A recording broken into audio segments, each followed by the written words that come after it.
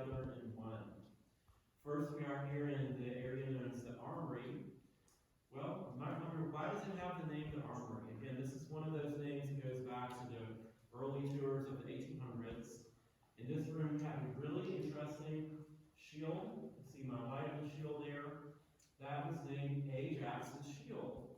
Ajax was a Trojan war hero from the Greek story of the Iliad, who was said to carry an unbreakable shield in battle. And thus the name, the Armory, with the shield in here. So this shield, of course, is not unbreakable. It is estimated to weigh several hundred pounds, but one of the two original plates of the shield is missing. And so we don't know exactly how that plate got lost. How did it fall? When did it fall? That's one of our mysteries here. We also have other shields throughout the cave that are missing one of their two original plates. Another feature here in the Armory we have is, over on this side, we notice a remnant of the original path from the early to mid-1800s. This trail here is a rugged, rough, slippery area that leads back to the rim known as the zoo. Now, in the early days of tours, the conditions in here were completely different from what we have today, with these nice gravel landscape floors that make it convenient and easy for us to walk. With our concrete stairs and handrails, it is very easy and fast for us to get through. Back in the early days, they didn't have those conveniences.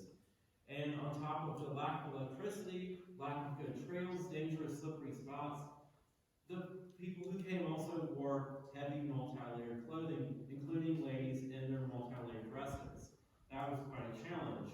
At times, people on those tours had to take a break, and they could come over here to the bleachers and have a seat.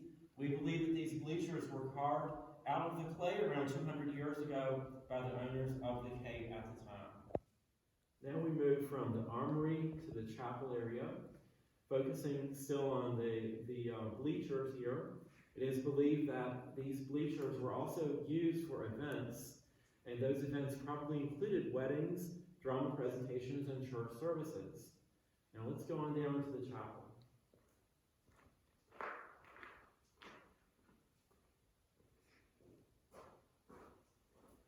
In the chapel, we have some formations that were named for objects you would find in the church. And some of these formations include the pulpit, where the preacher would stand. Right above the pulpit, you see the beautiful shield named the canopy. And it also has formations such as cave bacon underneath it. In the distance, we have our choir loft. And right over here, we see the pipe organ. Well, this pipe organ and many other formations such as drapery and stalactites and stalagmites were used in the past long ago in early tours to produce musical tones. Guides and visitors would take some objects such as a stick and tap on the formations, each one producing a different note.